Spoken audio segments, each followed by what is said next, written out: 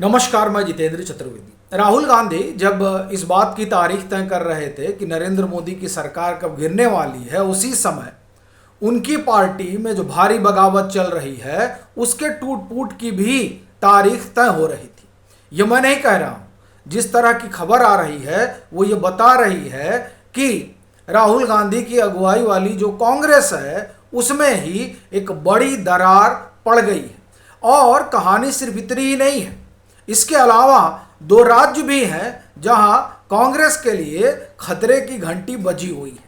तो वो कौन से राज्य हैं, किस मुख्यमंत्री को तलब किया गया और किस तरह की खबरें निकल कर सामने आ रही हैं, पहले उस पर बात करेंगे। फिर पार्टी के भीतर जो बगावत वाली चर्चा है उस पर भी हम लोग आएंगे, लेकिन पहले ये जानते हैं कि कौन से दो राज्य हैं और किस मुख्यमंत्री को दिल्ली बुलाया गया, सम्मन किया गया है। तो उसमें पहला राज्य तो कर्नाटक ही है। वैसे भी पश्चिम बंगाल का जो नतीजा है उस नतीजे ने एक बात तो बड़ी साफ कर दी है कि मुस्लिम अपीजमेंट वाली जो पॉलिटिक्स है वो पॉलिटिक्स अब घाटे का सौदा हो गई है और जो जनता है उसे खारिज कर रही है। वो किसी भी कीमत पर किसी भी तरीके का तुष्टीकरण हो, फिर वो चाहे कांग्रेस की गोद में बैठकर निष्पक्ष दिखने वाला भी मामला हो, वह भी तुष्टीकरण ही है, या फिर राहुल गांधी की चरण वंदना वाला हो।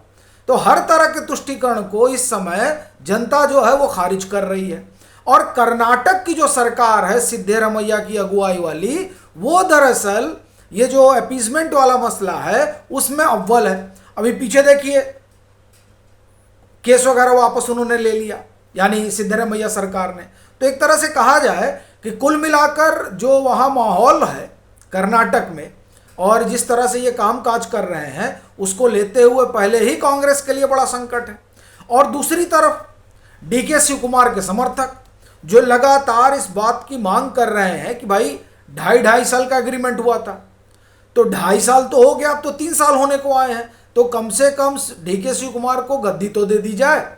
लेकिन क्या है कि इधर कोई टस से मस होने को तैयार नहीं है।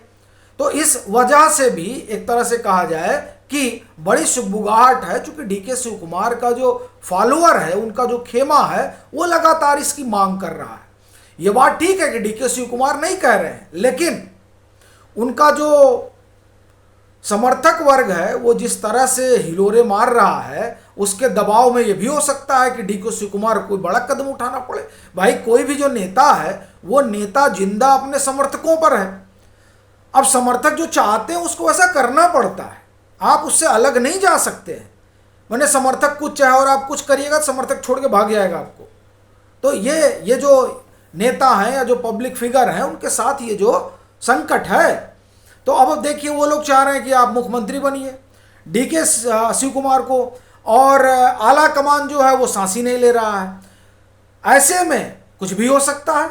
अभी प्रधानमंत्री नरेंद्र मोदी गए हुए थे, ये 9-10 तारीख की बात है, मई, कहाँ, बेंगलुरु। देखिए वहाँ वो कह कर आए कि भाई यहाँ की सरकार तो डामाडोल है, कभी भी जा सकती है। तो क्या जो ये कभी भी जा सकती वाली बात उन्होंने कही वो वाकई में सही होने जा रही है क्या? क्योंकि देखिए, प्रधानमंत्री जो कहते हैं वो होता है। पश्चिम बंगाल याद करिए, उन्होंने कहा था कि मैं शपथ ग्रहण समारोह में आऊँगा, और देखिए पीएम गए, शुभेंदु की सरकार बन गई। पीएम अभी 9-10 रोज पहले कहकर आए हैं, यानी 9-10 तारीख को बेंगलुरु जब गए हुए थे कि यहाँ तो कुछ भी हो सकता है। तो ऐसा लग रहा है कि वहाँ कुछ भी होने लगा है। इस बात से घबराए हुए जो हैं लोग, यानी कांग्रेस, वो पूरा उन्होंने बाकायदे तलब कर लिया कि साहब आइए, और उसके बाद में जो है बैठ के बातचीत की जाए, कहीं वहाँ गड़बड़ी ना हो जाए। ये सबसे बड़ा संकट है उनके सामने। तो ये हाल तो कर्नाटक की हो रखी है, और वहाँ जो डीके का गुट है वो बाकायदे जो है इस बात में लगा हुआ है कि साहब डीके को मुख्यमंत्री बनाया जाना चाहिए। और पीएम गए तो उसके बाद में एक तरह से कहें कि सुगबुगाहट और बढ़ गई है। अब दूसरा आप देखिए क्या हो रहा है। दूसरा, उसी समय पीएम जो है वो तेलंगाना भी गए हुए थे।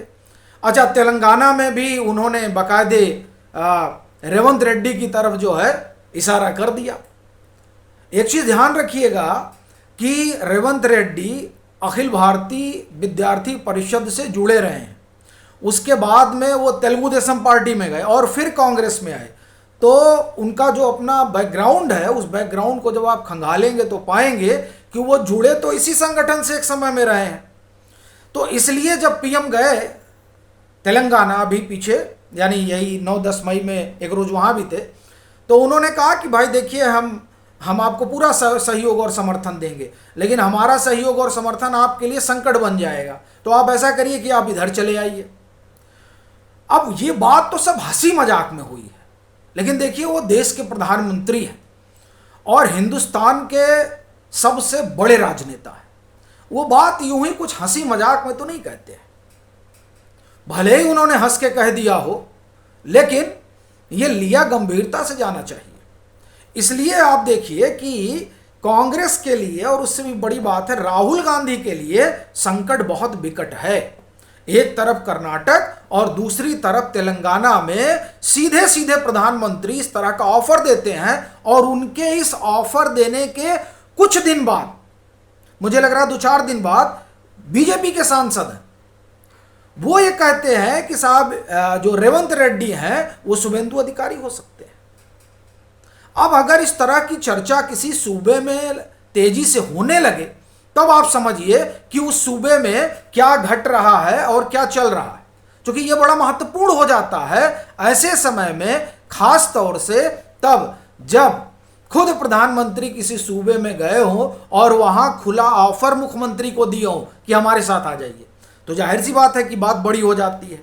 तो इसलिए एक तरफ कर्नाटक और दूसरी तरफ तेलंगाना, इन दोनों जगह पे राहुल गांधी अपनी सरकार बचाएं, ये उनकी प्राथमिकता होनी चाहिए, ना कि ये कि नरेंद्र मोदी की सरकार कितने दिन में गिरेगी। अच्छा, मजेदार बात देखिए, वो नरेंद्र मोदी की सरकार गिराने की बात कर रहे हैं। यहां गौरव भाटिया ने बाकायदे प्रेस कॉन्फ्रेंस की, और गौरव भाटिया कह रहे हैं कि साल भर में तो कांग्रेस ही बिखर जाएगी, दो फाड़ हो जाएगी। अब लीजिए, इधर राहुल गांधी भविष्यवाणी कर रहे थे कि साल भर में गिरेगी, और उधर गौरव भाटिया कह रहे हैं कि साल भर में तो यही दो फाड़ में बंट जाएंगे।